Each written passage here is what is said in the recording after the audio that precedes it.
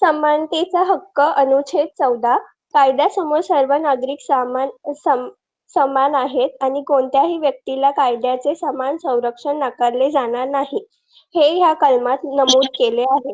लिंगावर आधारित भेदभावावरील बंदी अनुच्छेद 15 राज्य कोणत्याही नागरिकाविरुद्ध केवळ लिंगाच्या आधारावर भेदभाव करणार नाही, हे ह्या कलमाद्वारे सुनिश्चित केले आहे.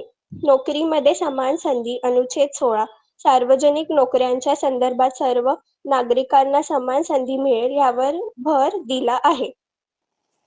भाषण आणि अभिव्यक्ती स्वातंत्र्य अनुच्छेद 19 ह्या स्वातंत्र्यामध्ये सर्वच नागरिकांना समान अधिकार मिळतात.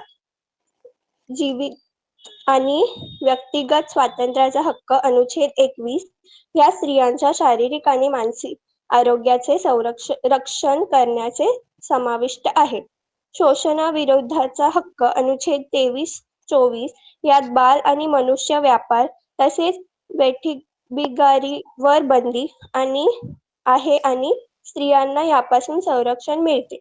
थोडक्यात भारतीय संविधान स्त्रियांना समान हक्क देते, जे मूलभूत अधिकार म्हणून सर्व नागरिकांना लागू आहे. Thank you. वेलकम.